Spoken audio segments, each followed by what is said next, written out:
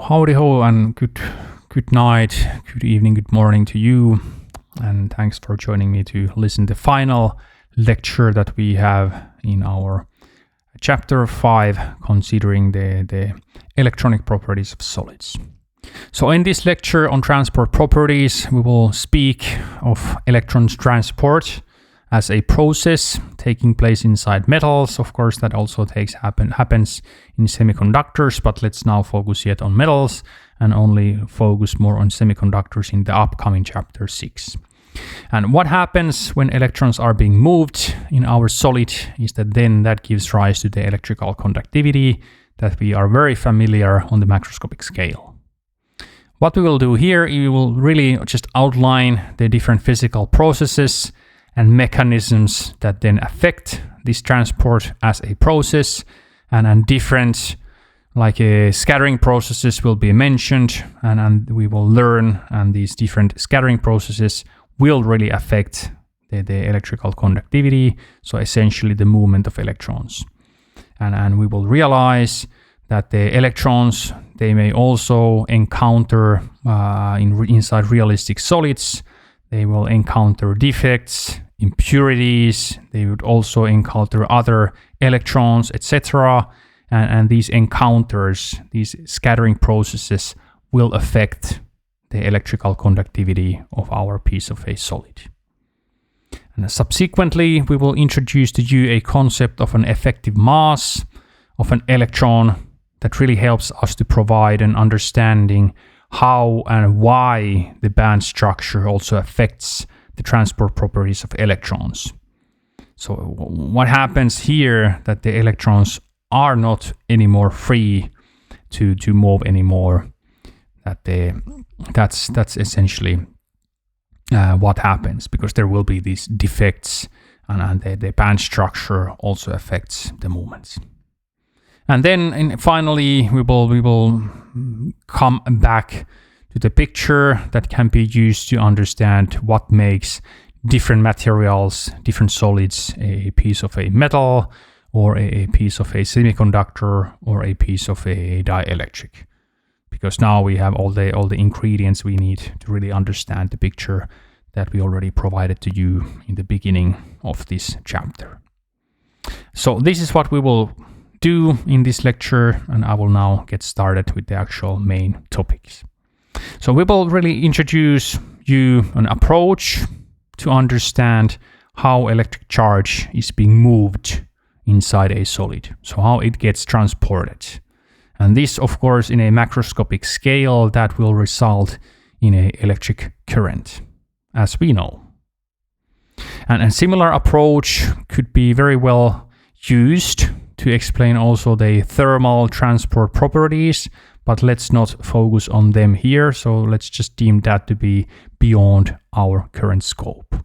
But similar to electrical currents being formed, also, of course, conduction electrons could transport thermal energy, and the similar considerations that we have here, basically these scattering processes that are making the movement of electrons more difficult. Of course, similar physics would play a role in a process of thermal transport.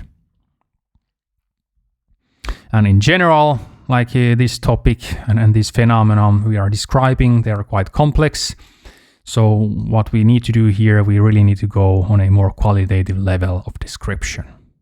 So essentially, if you would want to generalize, we should realize that we actually have a very large number of electrons, and then we should also take use of a statistical physics and those concepts in there. So what would happen in general, on average, when we are treating an amount of electrons to the power of 10 to the power of 23 or something of that order of caliber, and how they would be swishing and swooshing around inside the solid piece of a metal, and how they would be scattering with another electrons and so forth. So we do not try to go into that kind of rigorous level of mathematical treatment, but rather we would just describe things on a qualitative level so that you would understand what are the main things that affect the motion of electrons. And I would say that even though somebody might not be satisfied that we would not dive deep into that mathematical ocean. Nevertheless, like we will learn useful things, and I think that's the main thing we want to do here. Because later on, we can then apply happily these concepts to understand, for example, semiconductors. And then little by little, we can improve our understanding of this system. And now, okay, like let's not start by unraveling the Schrödinger equation, but rather let's start by recalling the Bloch theorem, since we have it now at our disposal. So please remember the Bloch theorem said to us that if you have a eigenfunction of our wave function of a single electron psi k, and when that like can be written in the Bloch theorem using a single equation, then it's written at the psi k in a position of small r plus capital R. Capital R was the Bravais lattice vector, must be equal to a plane wave component exponent ikr times psi k.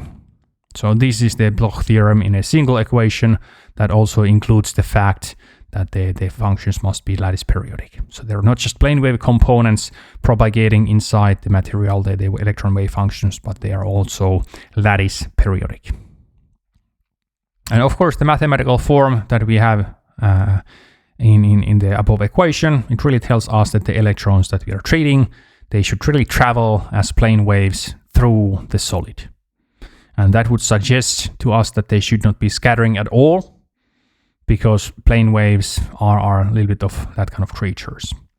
So electrical conductivity actually should be very large or infinitely large for an ideal perfectly periodic lattice, provided that we could describe the electrons using something based on the Bloch theorem. But what would happen in a real solid would be the case that the electrons actually are not that nicely behaving, so that there actually will be some kind of electron scattering processes that must take place. And these electron scattering processes are the ones that are making the movement of electrons less easy. And quantitatively, these scattering processes can be described using a relaxation time tau, which will be discussed later, the meaning. But before we go there, let's go through a little bit of mathematics so that we can more fully appreciate, for example, the relaxation time. So we will, for example, derive the concept of an effective mass. So let's start a little bit of math so that we can also understand how the band structure affects the transport properties of electrons. And how do we do in this treatment is that we will develop a semi-classical framework.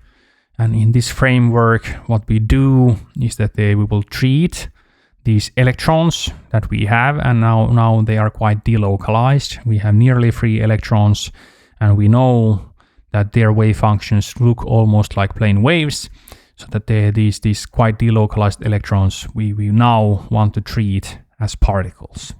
And particles, they are more like point-like entities, so we know that we must do something for the description of our wave functions. And when we are in this treatment, basically similar to the case of a phonon, in this picture where we are treating electrons more like particle-like creatures, then how the treatment goes is that we start summing the Bloch functions and we form a wave packet. And then this wave packet as a mathematical entity, it more has the properties of a particle. So essentially it's more localized in nature. And this, if you're interested or if you're already familiar with the kind of mathematical treatment, how you would treat an ultra-short laser pulse, then this is mathematically essentially analogous. So we are treating with wave packets, but now it's not an ultra-short laser pulse that is propagating in space, but rather it's an electron wave packet, a kind of like a confined electron wave packet propagating inside our piece of a metal. And these wave packets that we will be describing, they propagate along the same direction, so along AK, but now they do not propagate anymore at the speed of each of individual plane wave component, but they rather propagate at the velocity of the wave packet, so at the velocity of the pulse. And mathematically then this means that they propagate at the group velocity Vg and not at the phase velocity Vp that is associated with each plane wave component that we use to describe our pulse. So this is now what we will change in our treatment. So instead of having an electron described as a single plane wave quantity, we are actually summing over many plane waves, and that allows us to have a more like a particle-like mathematical object. And then this particle-like object will also have a speed that may not be anymore the same speed as the individual plane waves would be propagating. So we start by taking this particle of ours, so this electron, and we let that propagate in an electric field. And I have this calligraphic E to denote that this is field E, the electric field, and not the energy E. And the particle proceeds forward at the velocity of Vg. This particle is an electron, so of course it will have a charge of -E. And subsequently, since it's feeling an electric field, it will be feeling also a Lorentz force. So the Lorentz force F equals Q times E. So in our case, with a negative charge, we of course have -E times E, where E is the field. So this means there's a force and it changes the kinetic energy of the electron so that the motion plus the energy states of the particle will be changed. And how they will be changed in terms of the energy, please recall the definition for the mechanical force that is done when a particle is being propagating a distance of s. The work that is being done is equal to the force F times the velocity. Sorry, not the velocity, but the distance s. And this is how it is, as long as both quantities are constants. Of course, otherwise you would need to integrate over in order to calculate the work. Now, if it's a particle, it's being accelerated due to the external field. The accumulated energy will be basically kinetic in form. And now we want to know how much the energy will be changed. So essentially we want to calculate how quickly the energy is being increased. So what is the energy change dE with respect to the time t? And here we are interested in the change energy. This is equal now to the amount of force done. And this then we can plug into the work, the equation for the force. And we get an equality that we have -E times the external field times the derivative of s with respect to t. And of course, this is the speed of our particle. So now we see that the change in the energy must be equal to -E times the external field E times the group velocity.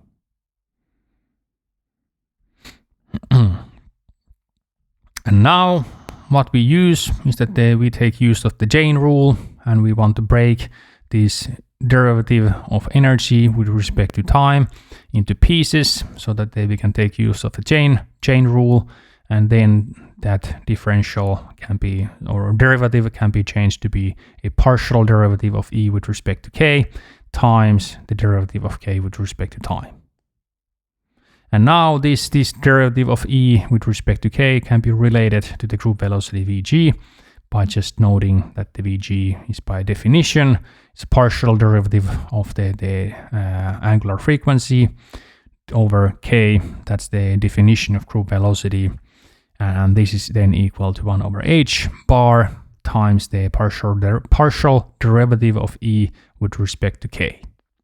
And please note, we are now dealing with the electrons that are inside a lattice, inside a periodic lattice.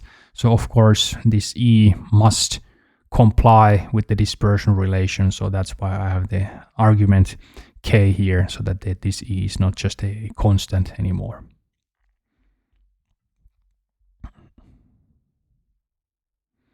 And now we can combine the two equations that we have, and now we will find out that this time derivative of energy will be recall the chain rule, equal to the partial derivative of k over k. Sorry, partial derivative of energy over k times the derivative of k over t. And then this must be equal to h bar times the group velocity times derivative of k over t. And this must be equal to minus E times calligraphic E, that's the external field, times the Vg. So please recall the Lorentz force relating the group velocity with the time derivative. And then we can solve from this equation that the derivative of k over t must be equal to minus E times the external field E over h bar. So essentially, like we can have this final equation, the group velocities vanish, and then we are left with just move the h bar to the right hand side, and that then follows this equality. So now we see is that the external field E gives rise to a change in the k, and then a kind of time-dependent change. And this change will be proportional to the strength of the field.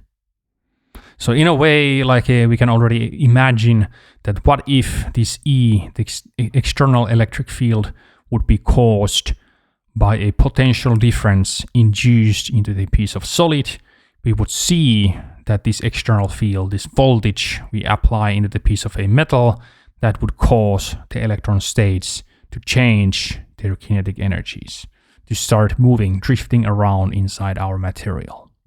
So this sounds very promising. We're already seeing something that we can relate with the macroscopic understanding of metals when we bias them with a voltage. And now what we want to do next is that we want to introduce a concept of an effective mass. And this is very useful also now, but especially when we are treating semiconductors, because this will really help us to understand how come different conduction electrons and different vacancy holes behave slightly different when we are having a little bit different semiconductor, so that how come the band structure also affects the motion of conduction electrons. And how do we do next is that we recall the Newton's law, so F equals ma. So we are looking for the acceleration a, and this really motivates our pursuit here. So please remember acceleration, we can also describe that to be the time derivative of the velocity. So time derivative of group velocity, Vg. And then this can be calculated now because we have the form for the Vg. So that will be over 1 over h bar times the time derivative of this partial derivative of E over k. Please remember the previous slide. So this will now essentially be 1 over h bar times the second partial derivative of E over k times dk over dt. And now what we are having here, we have used the chain rule. So please remember we have the time derivative of partial derivative of E over k. So essentially that is second partial derivative of E over k times the dk over dt. So please remember a chain rule. df over dt, that's equal to the partial derivative of f over k times dk over dt. So this is exactly the same thing that we are doing here. So we are now transforming this, that it will be essentially going from here and then from here back again here. So this is just use of chain rule to describe things slightly differently. And why we want to have the second derivative of dispersion relation with respect to the k is that we can relate that to the curvature of the band structure, curvature of the dispersion relation. So essentially, we have come this far, we have an equation for the acceleration, and this will be of the form that minus h bar squared times the curvature of the dispersion relation. So second partial derivative of E with respect to k, and then we have the E, the charge, elementary charge times the external field E. And this will be our acceleration. And now we can define what we have inside the parenthesis as the effective mass. So this, what we have inside there inside the parenthesis, we can define that will be the inverse of our effective mass. So then the m star effective mass and 1 over that will be defined as 1 over h bar squared times the second partial derivative of E with respect to K. And maybe let's just go back here for one. Maybe I can help that out. So let's look at the Lorentz force. F equals ma, the Newton's second law, and then if you have an external field, the Lorentz force F equals Q times E. So essentially, if we move this term to the left-hand side, there we have mass m star times A, so force. And then in here we have the Lorentz force, so that's the motivation here. So we want to have this guy resembling something like an effective mass, because then this equation would make sense in terms of forces, description of forces. So that the meaning of the term inside the parenthesis looks like mass. So now let's try to clarify what this means, this effective mass that we have just defined. So this term that we have here, we have the second partial derivative of energy with respect to K. This, of course, tells us that really it's the curvature of the electronic band structure that affects the effective mass. So when we look at a picture, and this is just a simplistic picture from the aluminum case nearby the X point, please note that when we are in different location, in a different band, these bands often exhibit different curvatures. And then this implies to us that when we have an electron state or electron vacancy, like a hole state, then these states will have a different effective mass values. And this will be highly important when we are going into our treatment of semiconductors. So when we are having a vacancy state here, a hole, the curvature of the band structure will be different than when we would be having a conduction electron in a conduction band. And depending on the locations where we are, the effective masses might be different. And this is indeed what we see when we have different semiconductors, so that we know that they actually indeed will have different kind of effective masses. And now we all know where it arises, this concept of an effective mass. And let's now proceed. So we can now kind of update what we have based on the classical Drude formula for the electrical conductivity. So please remember from the Drude formula, that's also described in the Hoffman's book, if I recall correctly, so that the electrical conductivity, sigma, can be described that it's, of course, the kind of density of electrons, n times the charge of electrons squared, times tau. Tau is the relaxation time divided by me. So what is the mass of our electron? So this is from the Drude model. So please, here n is an electron density, tau is the relaxation time, and me is the rest mass of a free electron in vacuum. And now what we do here, with our treatment, is that we can upgrade this sigma, this electrical conductivity, that we still need to know what is the electron density, n, what is the electron charges, they don't change, but the relaxation time, that might now start depending on the Fermi level where we are, so depending on what kind of electron state we have, or do we have a vacancy state, hole state, the tau relaxation time might be changing, and then of course we need to change the rest mass of an electron to be actually the effective mass associated with the kind of collective excitation, the electron state in a band structure. And with the notation that I have the parenthesis there in Fermi level, I want to kind of highlight the fact that the Fermi level is actually the relevant region where we really want to know what are the properties of our electrons. So what is, for example, the effective mass? So what is the curvature of the band structure of interest? And now we are ready to at least qualitatively understand how charge transport takes place in a solid and how this process gives rise to a macroscopic electrical current. So let's look at a kind of classical picture and the different parts on the picture. So in A's and B's, we have a partially occupied band, and in C and D, we have a fully occupied electron band. So in A's, what we have here is that essentially like we have in A figure, we have a partially filled band. So these are the states. And then we have the Fermi level. So we are filling states up until this level. And there's a balance between the K values. So in equilibrium, we have we are filling up the electron states until the Fermi level. And there's equally many electron states that are moving in the negative direction as we have moving in the positive direction. This is what it means having x-axis K. So that kind of like wave vector component along this one. And of course, we are trying to plot things inside our first Brillouin zone. But since we are having a partially filled band, we don't need to go all the way to the first Brillouin zone's edges. And now what happens when we are actually like introducing an electric external field is that we are moving electrons. So we are actually like slushing them into motion. And then what happens is that some of these electrons actually get shifted towards the other side. And now there actually starts to be an imbalance between the K values. So there's more electrons on average that are propagating in the positive direction now, since we have more electron states on this side than on the negative K value side.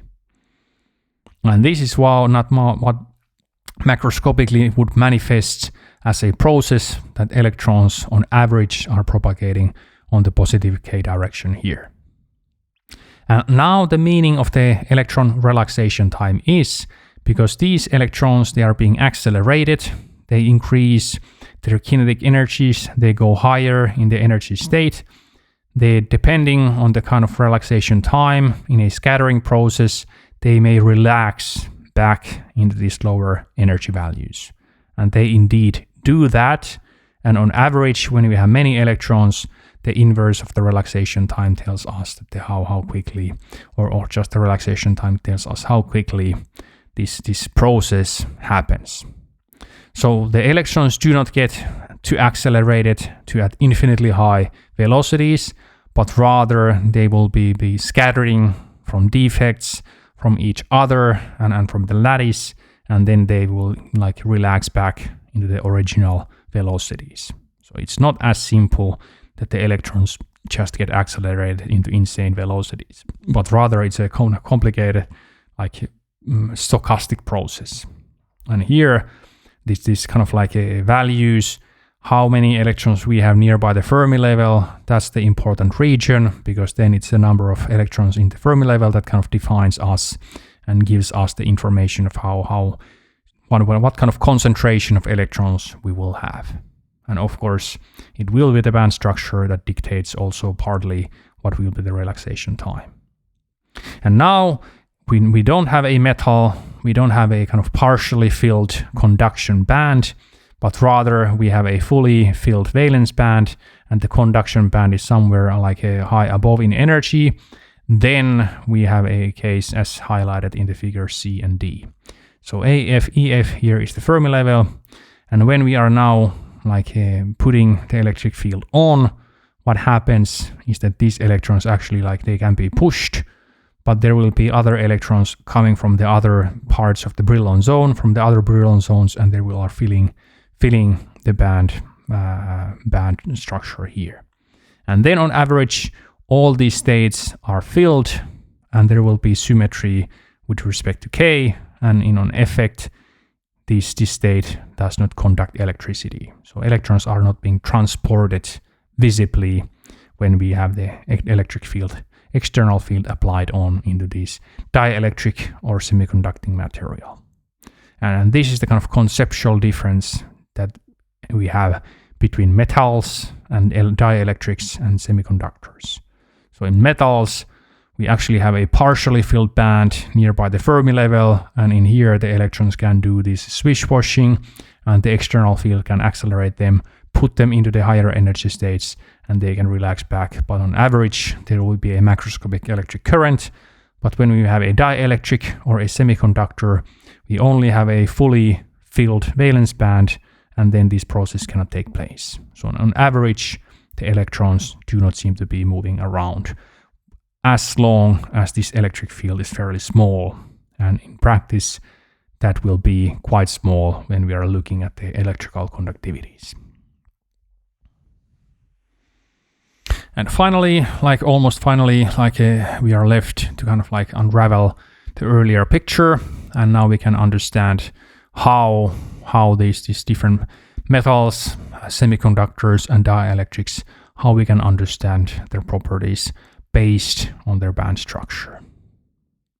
So efficient carrier transport, so that either conduction electrons or vacancy sites, so valence holes can move and give rise to a macroscopic electrical current that really requires an energy band that is only partially filled.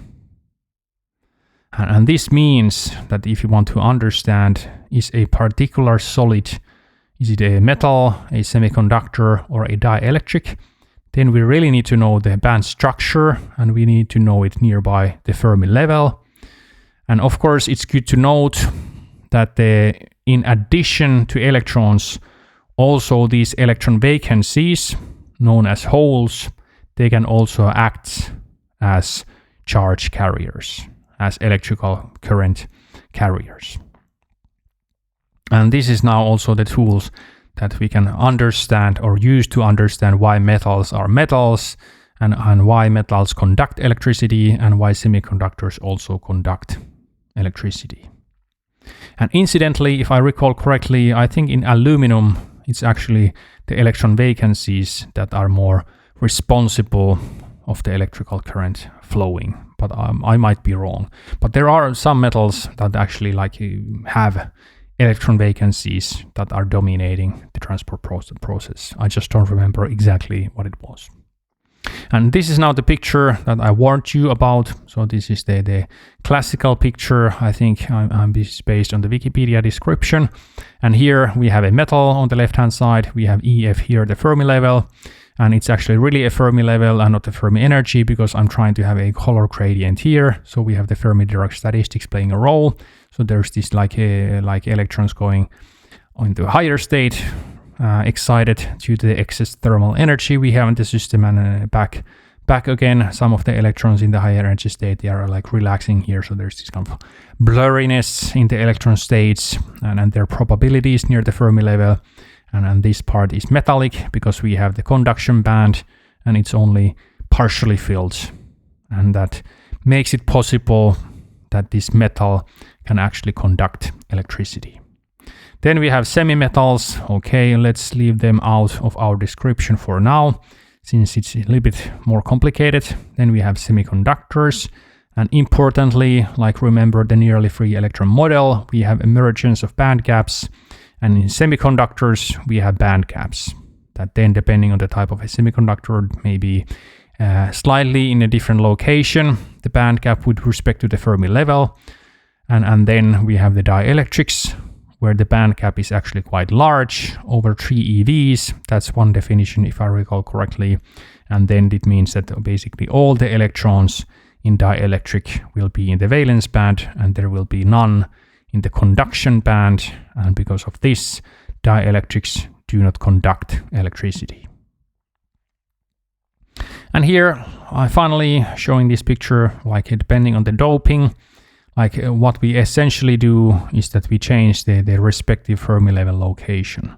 So depending on what kind of impurities we put into an intrinsic semiconductor, we can change the type of majority carriers. So either if we have N doping, we can control the amount of electrons in the conduction band, what is their concentration, and we can then give rise to an electric current formation in an N-type semiconductor.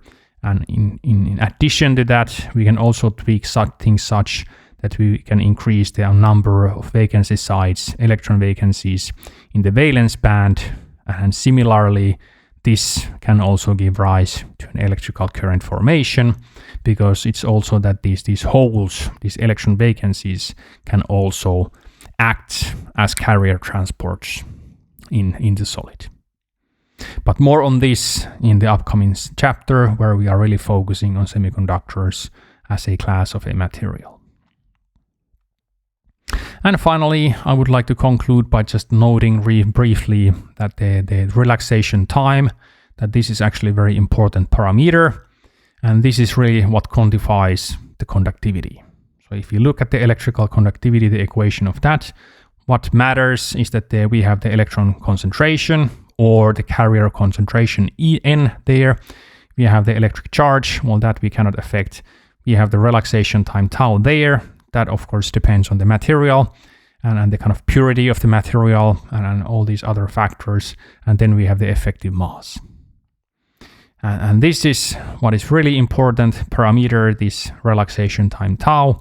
And this is really affected by the electron scattering processes. So these, for example, that the scattering processes, they originate, for example, from lattice imperfections. And from the fact that we have many electrons, and depending on the temperature and of the system, it might also become more and more probable that electrons are being hitting other electrons and being scattering subsequently.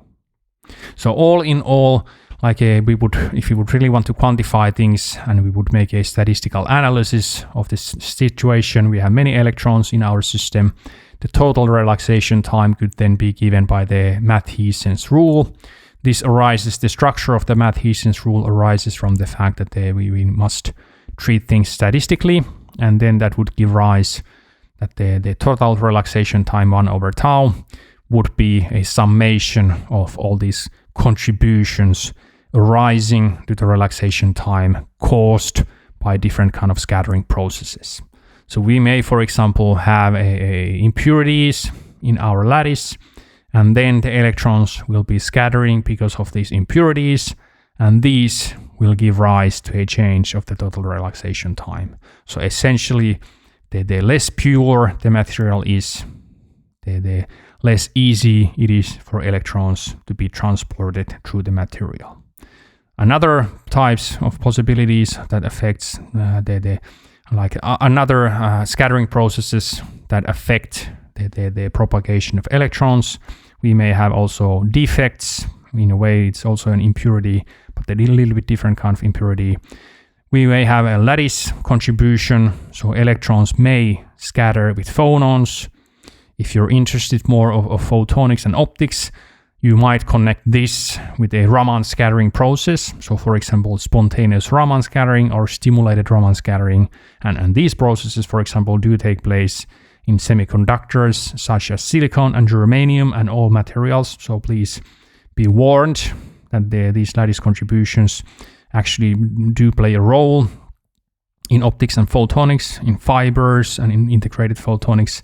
And then we may also have the possibility that we will have electron scattering processes. But these we do not see in our treatment because we have restricted our treatment to single electron wave functions, and we are just restricting into a linear system so that we do not consider electron scattering processes.